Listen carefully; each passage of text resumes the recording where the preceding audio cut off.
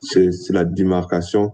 Ils n'ont pas quoi, ils n'ont pas Jésus-Christ comme leur roi. Ce n'est pas les Juifs qui établissent Jésus-Christ sur eux comme leur roi.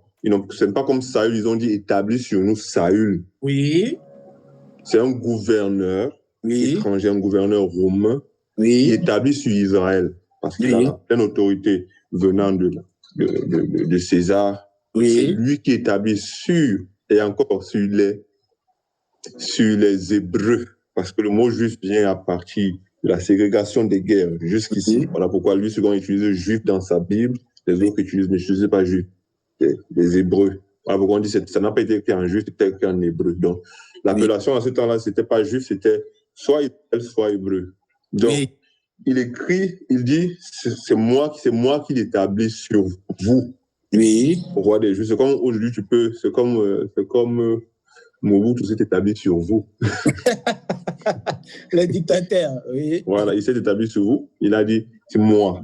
Oui. Ce n'est pas vous qui avez dit, nous te soulevons, non. Les Juifs n'ont pas soulevé. Voilà pourquoi lui-même, lui-même quand il revient, voilà du pour.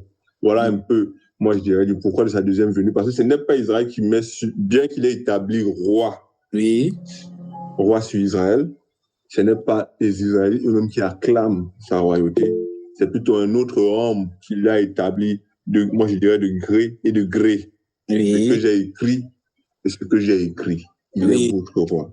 Oui, merci. Avant que frère Joachim, que tu puisses parler, je crois que frère Naom a dit que Jésus l'a dit les rois des Juifs. Peut-être tu t'es basé à l'écriture de Jean 18 quand on l'a demandé tu es roi. C'est ça, non? Oui. Ah, ok, ouais. Parce que là, Pilate ne l'a pas demandé que tu es roi des Juifs. Tu vois, c'est par rapport à ça que quand j'ai dit que les principaux sacrificateurs, ils ont menti. Mais après, ça revient à la même chose, tu vois. Parce que là, on l'a demandé tu es roi, il a assumé, il a dit je suis roi et je suis né, tu vois. Mais là, on n'a pas dit que tu es le roi des Juifs, oui, je suis le roi des Juifs. Mais après, ça ne change pas grand-chose, vraiment, tu vois. C'était par rapport à ça que j'ai dit que les principaux sacrificateurs n'ont pas dit la vérité.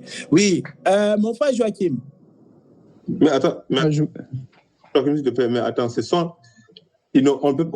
connotation ne peut pas. Moi, je l'aurais appelé redondant parce que ce n'est pas les Romains qui apportent Jésus-Christ vers Pilate, ce sont les Romains, ce sont les Hébreux qui font de Jésus-Christ un sujet de discorde dans leur société. Ce n'est pas Rome n'a qu'à faire de Jésus-Christ. C'est Pilate. Pilate est consulté parce que les Juifs, dans leur société, ont un problème avec ce gars.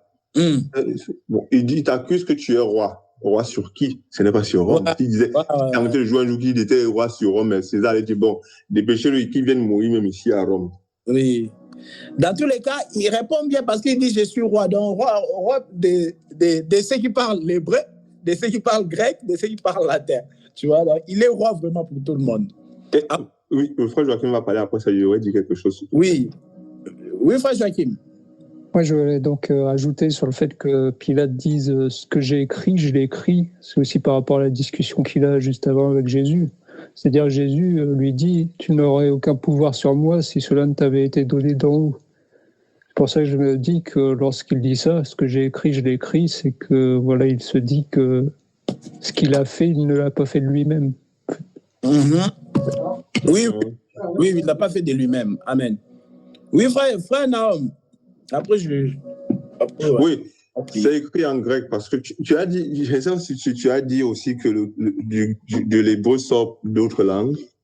Oui. En effet, l'hébreu est une langue composée.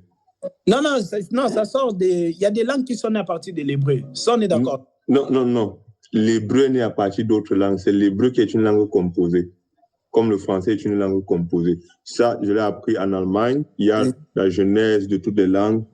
Ce n'est pas une langue souche, ce n'est pas une langue pure. Oui. L'hébreu n'est pas une langue pure. L'hébreu est une langue composée. Voilà pourquoi après, les Hébreux peuvent comprendre le grec parce qu'ils sortent de là. Ils peuvent comprendre le latin parce que les langues sortent de là. Dans toute l'histoire de leur mouvement, ils ont appris les langues. Comment te dire? C'est comme chez vous. Vous en avez un laboratoire à ciel ouvert.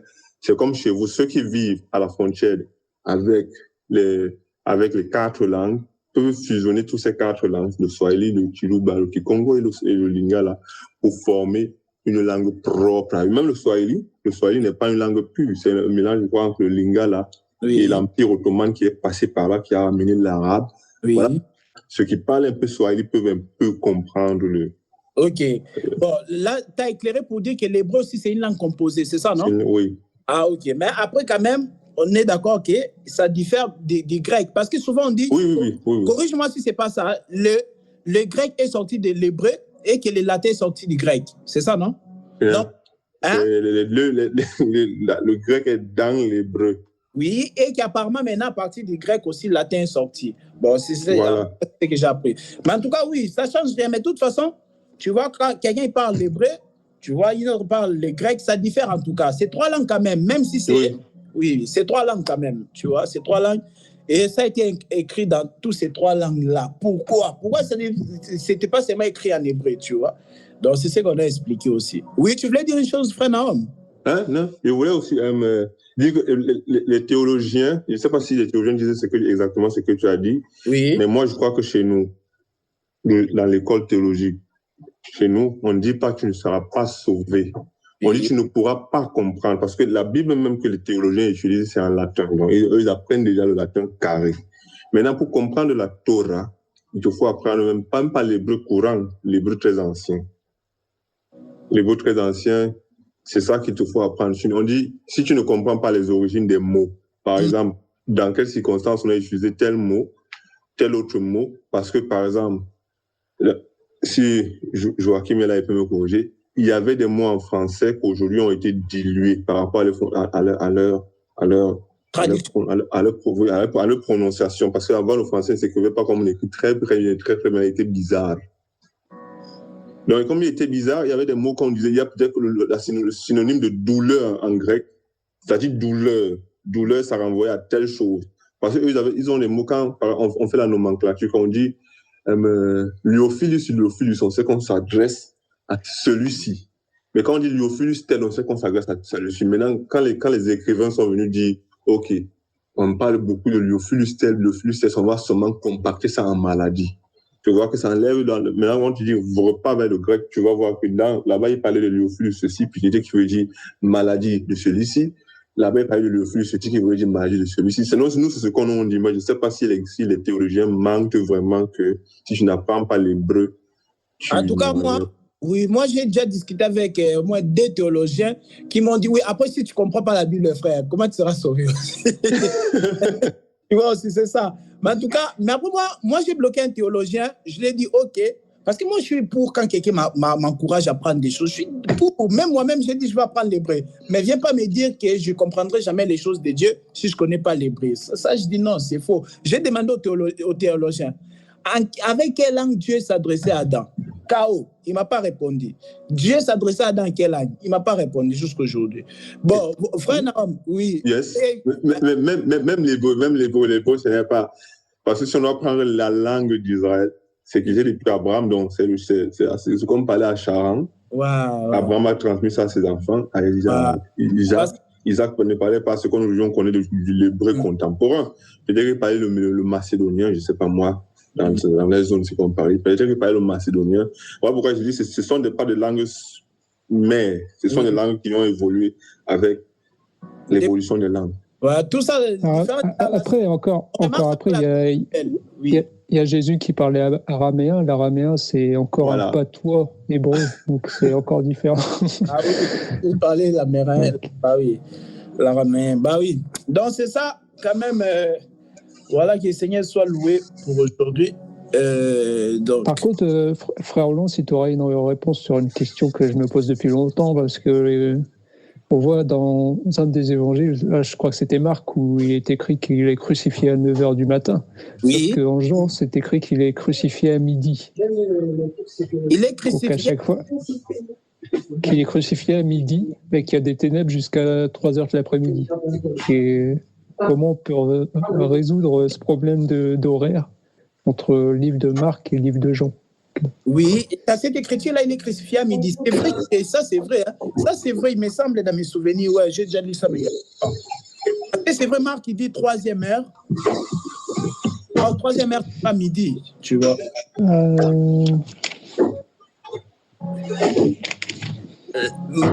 Alors, en Jean, c'est marqué...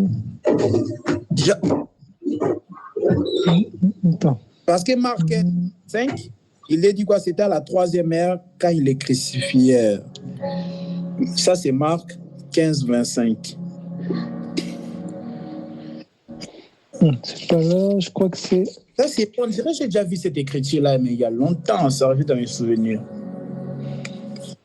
Parce que c'est vrai que, comme on a dit, 3e heure, c'est 9h, tu vois. Il faut rajouter toujours 6. Ah, j'arrive pas à le retrouver. Donc on a dit qu'il est crucifié à midi, qu'il est des ténèbres jusqu'à la 9e heure, j'imagine. Parce que 9e heure, c'est 15h, du coup. Je crois que c'était écrit avec l'heure occidentale, pas l'heure juive. C'était marqué de midi à 15h.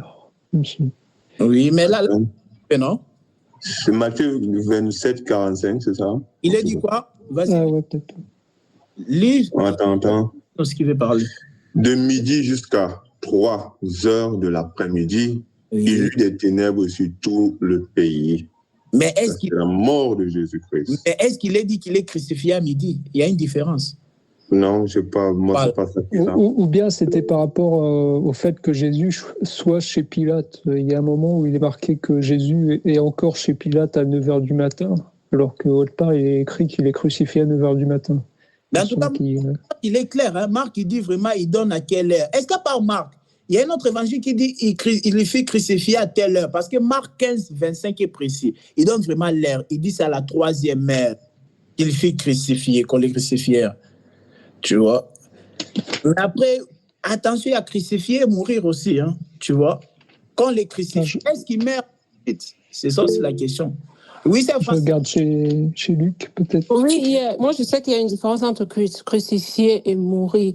Oui. Et les deux évangiles, c'est par rapport aux 2 sacrifices qui se faisaient dans le temple, les 2 heures distinctes.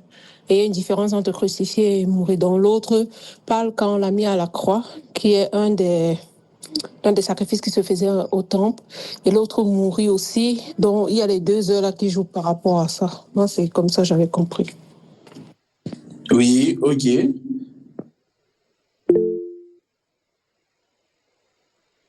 Oui, ma sœur José. Sœur José, tu as levé la main.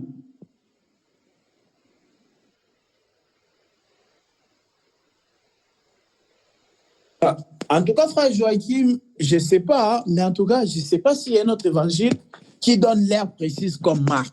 Tu vois? Il faut que je relise les 4. Et l'évangile de Matthieu, tu vois, le Matthieu que frère Naom a lu, on dit c'est moi qui ai des ténèbres. Là, on comprend que c'était déjà après la mort. Mais Marc 15, 25, il est quand même précis pour dire que c'était à la 3e heure. Tu vois, à 9h, tu fais crucifier. Et ça me rappelle. Le sous-thème chez moi, c'est la mort de Jésus. Hein. Ce n'est pas la crucifixion. Tu as dit quoi? Le sous-thème dans ce que j'ai lu dans ce Matthieu, c'est la mort. La mort de Jésus-Christ s'est fait. Donc, quand on dit il est mort, on dit il y a eu des ténèbres de midi jusqu'à 3 heures de l'après-midi. Ça, c'est la mort. Oui. Oui, mais la crucifixion, ça précède la mort de toute façon. Sœur José a levé la main. Je ne sais pas si elle a levé la main ou c'était une erreur. Oui, Matthieu combien? Matthieu 25, 45 ou Matthieu 15, 45?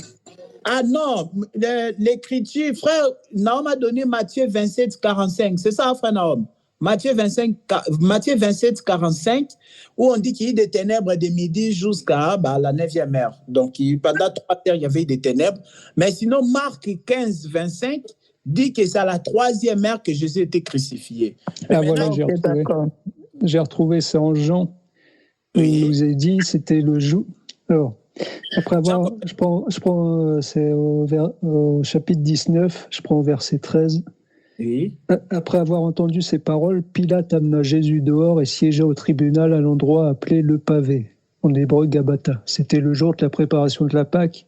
Il était environ midi. Pilate dit aux Juifs, « Voici votre roi. » Ils s'écrièrent alors, « À mort, crucifie-le. » Donc là, on nous précise que Jésus est encore chez Pilate à midi.